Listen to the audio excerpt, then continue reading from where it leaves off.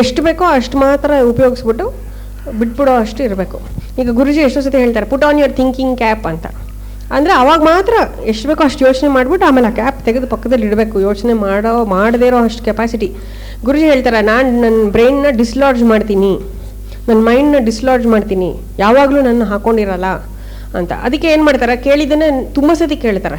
ನಾನು ಒಂದೊಂದ್ಸತಿ ನನಗೂ ಪೇಷನ್ಸ್ ಕಮ್ಮಿ ಆದಾಗ ನಾನು ಹೇಳ್ತೀನಿ, ಗುರುಜಿ ನೀವು ಆಲ್ರೆಡಿ 5 times ಕೇಳಿದ್ದೀರಾ ಈ ಕ್ವಶನ್ನು, ನಾನು ಇದಕ್ಕೆ ಆನ್ಸರ್ ಹೇಳಿದ್ದೀನಿ ಅಂತ. 6th time ಇನ್ನೊಂದ್ಸತಿ ಕೇಳ್ತೀನಿ, ಇನ್ನು 100 times ಕೇಳ್ತೀನಿ, ನೀ ಹೇಳಬೇಕು ಅಂತಾರೆ. ನಾನು ಅವಾಗ ಅನ್ಕೋತೀನಿ ಏನಕ್ಕೆ ಅಷ್ಟು ಸತಿ ಕೇಳೋದು ಹೇಳೋದು ಅಂದ್ರೆ ಮೊದಲು ಜ್ಞಾಪಕನೇ ಇಟ್ಕೋಬೋದಲ್ಲ ಅಂತ. But Guruji will say no ನನ್ನ ಮೈಂಡನ್ನು ನಾನು ಡಿಸ್ಲಾಡ್ ಮಾಡಿ ಪಕ್ಕದಲ್ಲಿ ಇಟ್ಟಿರ್ತೀನಿ ಅಂತ.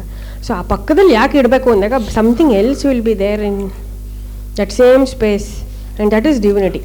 ಈಗ ಸ್ಪರ್ಶ, ಇವಾಗ ಲಿಂಗ ಸ್ಪರ್ಶ ಕೊಟ್ರಲ್ಲ, ಯಾಕೆ ಕೊಟ್ಟರು? ಅದಕ್ಕೆ 2 weeks ಬ್ಯಾಕ್ ನಮಗೆ ಫ್ಲವರ್ ಪೆಟಲ್ಸ್ ಕೊಡ್ಸಿದ್ರು ಶಾಲಿನಿ ಅಂಟಿಕೆಲೆ. ಎಲ್ಲರಿಗೂ ಫ್ಲವರ್ ಪೆಟಲ್ ಕೊಡಿ, ಆ ಸಾಫ್ಟ್ನೆಸ್ನ ಫೀಲ್ ಮಾಡಲಿ ಎಲ್ಲರೂ ಅಂತ. Why should we feel, why did we start with the flower petal and then go to today ಸ್ಫಟಿಕಲಿಂಗ ಓನ್ಲಿ? ಬಿಕಾಸ್ ಸ್ಪರ್ಶ ಅವ್ರ ಇಂದ್ರಿಯಾಸ್ಗೆ ಅಷ್ಟು ಬೆಲೆ ಇದೆ. Whether we like it or not, they influence our mind. So ಆವಾಗ ಏನಾಗುತ್ತೆ, ಕೈಯಲ್ಲಿ ನಾವು ಲಿಂಗ ಇಟ್ಕೊಂಡಾಗ ಅದು ಶೀತಲ, ಸೊ ನೋಡಿದ್ವಿ ಕೋಲ್ಡಾಗಿರುತ್ತೆ, ಯಾವಾಗಲೂ ಸ್ಫಟಿಕಲಿಂಗ ಕೋಲ್ಡಾಗೇ ಇರುತ್ತೆ, ಮತ್ತು ಒಂದು ಸಾಫ್ಟ್ ಫೀಲಿಂಗ್ ಇದೆ. ಆ್ಯಂಡ್ ಅದು ಅಷ್ಟು ವರ್ಷದಿಂದ ಗುರುಜಿ ಪೂಜೆ ಮಾಡಿರೋದು, ಅದರಲ್ಲಿ ವೈಬ್ರೇಷನ್ ಇರುತ್ತೆ. So somewhere in the sense of touch we are able to feel that oh this is not just a stone, this is ಶಿವಲಿಂಗ ಅಂತ ನಮಗೊಂದು ಸೇಕ್ರೆಡ್ನೆಸ್ ಬರುತ್ತೆ. ಆ ಹೂವು ತೆಗೆದು ಇಟ್ಟಿದ್ವಿ, ಮತ್ತೆ ಹೂವು ವಾಪಸ್ ಹಾಕಿ ಪೀಠದಲ್ಲಿ ಇಡಿ ಅಂತ ಹೇಳಿದ್ರು Anantharam ಅಂಕಲ್ಗೆ.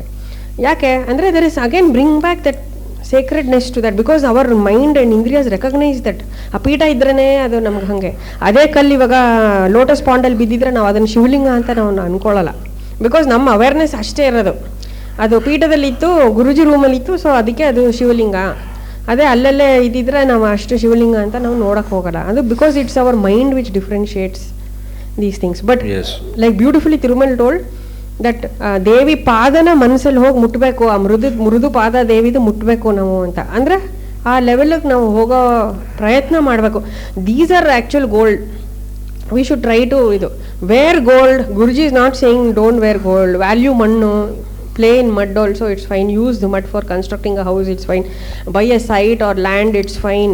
None of it Guruji is saying no to. But what Guruji is saying is don't let that occupy your mind and heart.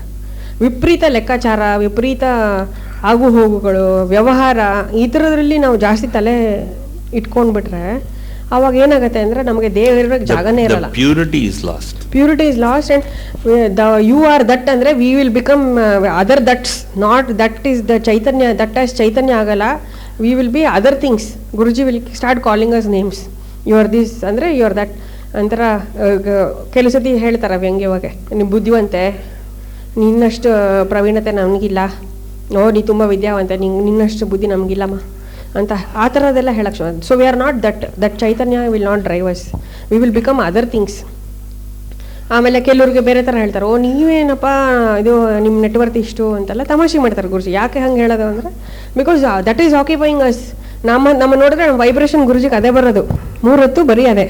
ಈಗ ಉದಾಹರಣೆಗೆ ತಿರುಮಲ್ಲವ್ರಿಗೆ ನಾಮ ಬಗ್ಗೆ ರೇಗಿಸ್ತಾರೆ ಅಂದರೆ ಏನು, if it is occupying his mind too much on a particular day, maybe he is vibrating that and that is why Guruji gets prompted to call him that.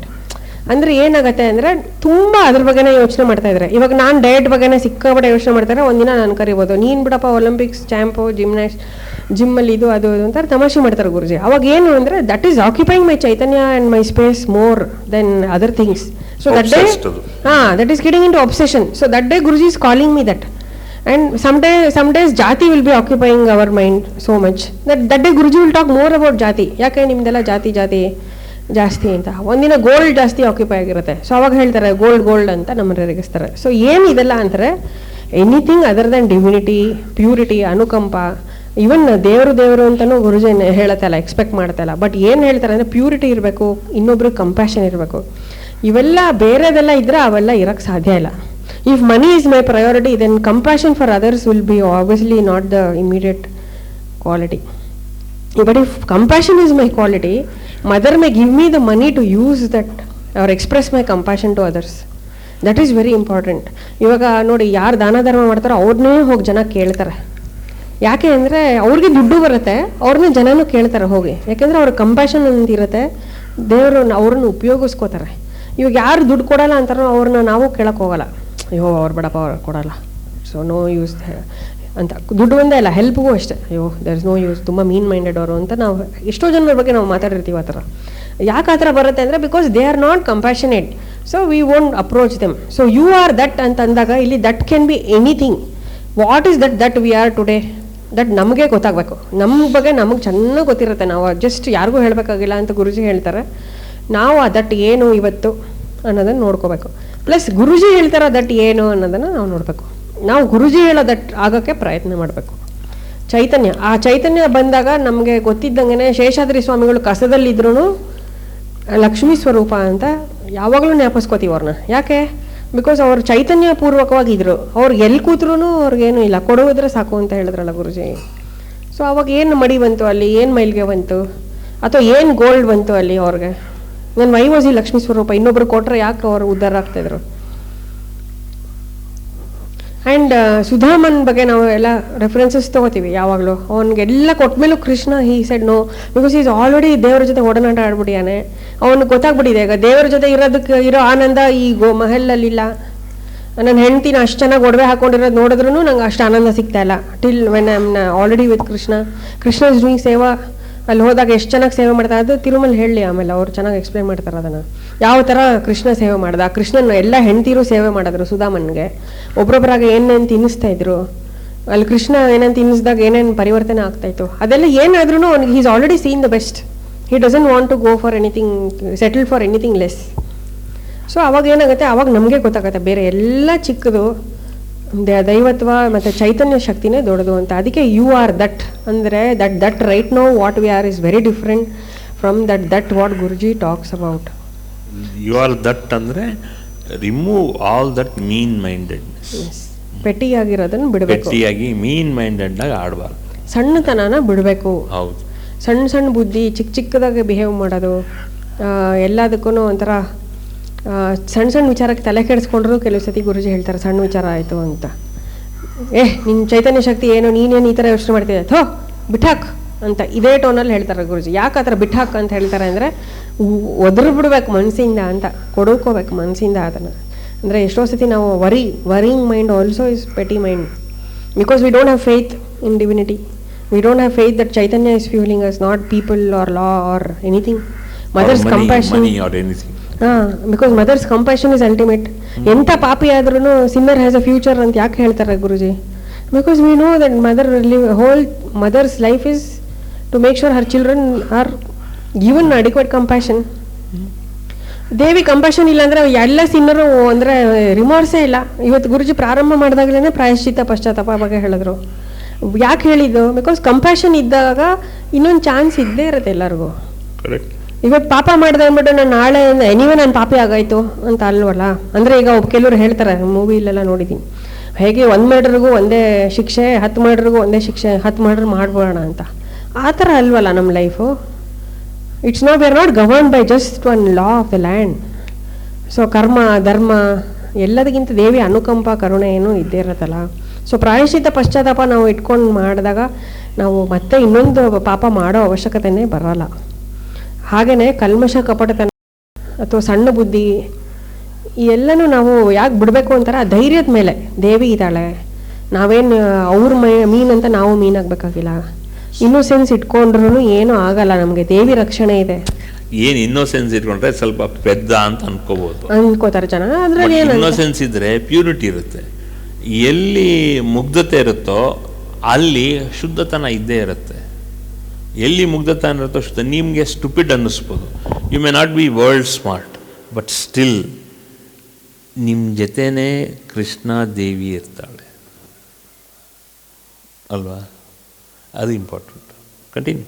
ಅದೇ ಗುರುಜಿ ಯಾವಾಗಲೂ ಎಷ್ಟೋ ಸತಿ ನಾನು ಈ ಥರ ಮಾತಾಡಿದಾಗ ಕೆಲವು ಸತಿ ಹೇಳ್ತಾರೆ, ನಿನ್ನಷ್ಟು ಸ್ಮಾರ್ಟ್ ಇಲ್ಲ ನಾನು ಅಂತ. ಆವಾಗ ನಂಗೆ ಗೊತ್ತಾಗತ್ತೆ, ಓ ನಾನು ಜಾಸ್ತಿ ಉಪಯೋಗಿಸ್ತಾ ಇದ್ದೀನಿ, ಇರೋವಂಥ ಫ್ಯಾಕಲ್ಟೀಸ್ನ ವಿಪರೀತ ಆಗ್ತಾ ಇದೆಯೋ ಏನೋ ಅಂತ ಎಷ್ಟು ಸತಿ ಹೇಳಿದಾಗ ಗೊತ್ತಾ. ನನಗೆಲ್ಲಮ್ಮ ನಿಮ್ಮಷ್ಟು ಬುದ್ಧಿ ಇಲ್ಲ ಅಂದರೆ ನಂಗೆ ಅವಾಗ ಅನ್ಸುತ್ತೆ, ಓ ಏನು ಹೆಂಗೆವಾಗ ಹೇಳ್ತಾ ಇದ್ದಾರೆ ಗುರುಜಿ ಅಂತ. ಬಟ್ ಆವಾಗ ಅದು ಗೊತ್ತಾಗತ್ತೆ, ಬೇರೆ ಏನೋ ನಾನು ನೆಸೆಸಿಟಿಗಿಂತ ಜಾಸ್ತಿ ಉಪಯೋಗಿಸಿದಾಗ ಏನಾಗುತ್ತೆ, ಆ ಸ್ಟ್ರೀಟ್ ಸ್ಮಾರ್ಟ್ನೆಸ್ ಗುರುಜಿ ಟೋಲ್ಡ್ ಮಿ 100 times, ನೀನು ತುಂಬ ಸ್ಟ್ರೀಟ್ ಸ್ಮಾರ್ಟು, ನಿನಗೆ ನಿನ್ನಷ್ಟು ಬುದ್ಧಿ ನನಗಿಲ್ಲ ಅಂತ. ಅಂದರೆ ಏನು ಬುದ್ಧಿ ಇದ್ಬಿಟ್ಟು ಏನು ನನಗೆ ದೇವಿ ಬುದ್ಧಿಯಿಂದ ನಾನು ನೋಡೋಕ್ಕಾಗ್ತಾ ಇದೆಯಾ? ಯಾ ದೇವಿ ಸರ್ವಭೂತೇಶು ಬುದ್ಧಿ ರೂಪೇಣ ಸಂಸ್ಥಿತ. ಆದರೆ ನನಗೆ ಆ ದೇವಿ ಗುರುಜಿ ಕಾಣಿಸ್ತಾ ಇಲ್ಲ. ಹೋಗಲಿ, ಅವಳು ಇದ್ದಾಳೆ ಅನ್ನೋ ಧೈರ್ಯ ನಂಗೆ ಯಾವಾಗಲೂ ಇರುತ್ತೆ, ಥಿಯರಿಟಿಕಲಿ ಇರುತ್ತೆ. ಕೆಲವು ಸತಿ ಶೇಕಿಂಗ್ಸ್ ಇದು ಬಂದಾಗ ನಂಗೆ ಪೇಷನ್ಸ್ ಇರೋಲ್ಲ. ಅವಳು ಇದ್ದಾಳಲ್ಲ, ಆಗೋ ಟೈಮಲ್ಲಿ ಆಗತ್ತೆ ಅನ್ನೋ ಪೇಷನ್ಸ್ ಇರೋಲ್ಲ, ಅಥವಾ ಒಂದು ತಡ್ಕೊಳ್ಳೋ ಶಕ್ತಿ ಇರೋಲ್ಲ, ಟಾಲರೆನ್ಸ್ ಇರೋಲ್ಲ. ಅದೆಲ್ಲ ಬಂದ್ಬಿಟ್ರೆ ಹೋಯ್ತಲ್ಲ, ನನಗೆ ಪ್ರಾಕ್ಟಿಕಲಿ ಇಂಪ್ಲಿಮೆಂಟ್ ಮಾಡೋಕ್ಕಾಗೋದೇ ಇಲ್ಲ ಗುರುಜಿ ಹೇಳಿದ್ದು. ಅದಕ್ಕೋಸ್ಕರ ಇನ್ನೋಸೆನ್ಸು, ಡಿವೈನ್ ಕ್ವಾಲಿಟೀಸ್ನೇ ನಾವು ಜಾಸ್ತಿ ನರ್ಚರ್ ಮಾಡೋಕ್ಕೆ ಟ್ರೈ ಮಾಡಬೇಕು. ಆಗಿಲ್ಲ ಅಂದರೆ ಕೇಳಬೇಕು ಗುರುಜಿನ. ಗುರುಜಿ ಇವರು ಹಿಂಗೆ ಎಷ್ಟೋ ಸತಿ ಗೊತ್ತಾಗತ್ತೆ, ಕೆಲವರು ಮಾತಾಡ್ಬೇಕಾದ್ರೆ ಅವ್ರ ಇಂಟೆನ್ಷನ್ನೇ ಸರಿಗಿಲ್ಲ ಅಂತ. ಆವಾಗ ನಾನು ಗುರುಜಿ ಹತ್ರ ಹೋಗಿ ಹೇಳಿದ್ದೀನಿ, ಗುರುಜಿ ಅವ್ರಿಗೆ ಮಾತಾಡಿದಾಗಲೇ ಗೊತ್ತಾಗತ್ತೆ ಅವ್ರ ಇಂಟೆನ್ಷನ್ನೇ ಸರಿಗಿಲ್ಲ ಅಂತ, it kind of disturbs me ಅಂತ. ಆವಾಗ ಅವ್ರು ಗುರುಜಿ ಹೇಳ್ತಾರೆ, ಬಿಟ್ಬಿಡು ಸುಮ್ಮನೆ, ಇವಾಗ ಹೇಳಿದೆಯಲ್ಲ ಗುರುಗಳಿಗೆ ಹೇಳಿದ್ಯಲ್ಲ, ಬಿಟ್ಬಿಡು ನೋಡ್ಕೋತಾರೆ ಅಂತ. ಸೊ ಅವಾಗ ಏನಂದರೆ ಇನ್ನೊಬ್ಬರು ಡರ್ಟಿ ಮೈಂಡಿಗೆ ನಾವು ಕೈ ಹಾಕೋದು ಬೇಡ ಅಂತ ಗುರುಜಿ ಹೇಳ್ತಿರೋದು. ದೇವಿಗೆ ಬಿಟ್ಬಿಡು, ಒಂದ್ಸತಿ ಹೇಳೋ ಹಿಂಗೆ ಅನಿಸ್ತದೆ ಅಂತ ಹೇಳಿ ಬಿಟ್ಬಿಡು, ದೇವಿ ನೋಡ್ಕೋತಾಳೆ. ದೇವಿ will work in on their mind also, ದೇವಿ has access to your mind also. So why you are taking somebody else's dirty mind in your hands or in your mind? Why are you carrying? Just leave it. And these are all practical tips what Guruji has taught. So which means next time ನಮಗೆ ನಾವು ಎಷ್ಟು pure ಇದ್ದರೂ ಬೇರೆಯವ್ರು ನಮ್ಮನ್ನು ಪ್ಯೂರಾಗಿರೋಕ್ಕೆ ಬಿಡಲ್ಲ ಗುರುಜಿ ಅನ್ನೋದು ಒಂದು excuse. ಅವಾಗಲೂ ನಾವು ದೇವ್ರಿಗೆ ಬಿಟ್ಬಿಟ್ರೆ, ನಮ್ಮ ಗುರುಗಳಿಗೆ ಬಿಟ್ಬಿಟ್ರೆ, ಗುರುಚರಣಾರ್ಪಣ ಮಸ್ತ್ ಅಂದರೆ ಅವ್ರ ಮೈಂಡೂ ಪರಿವರ್ತನೆ ಆಗುತ್ತೆ. ಅಟ್ಲೀಸ್ಟ್ ನಮ್ಮ ಹತ್ರ ಅವರು ಆ ಥರ ಸ್ಪಂದನ ಎಬ್ಸಕ್ಕೆ ಹೋಗಲ್ಲ, ಅವರು ನಮ್ಮ ಹತ್ರನೂ ಆ ಥರ ಓಡನಾಟ ಮಾಡಲ್ಲ. ಸೊ ಇಲ್ಲಿ ಇವತ್ತು ಇನ್ ತತ್ವದಲ್ಲಿ ಯು ಆರ್ ದಟ್ ಅಂದರೆ it will be that shining ಚಿತ್ of your self. That is what we should see. Other things of other faces of our selves we have seen many times.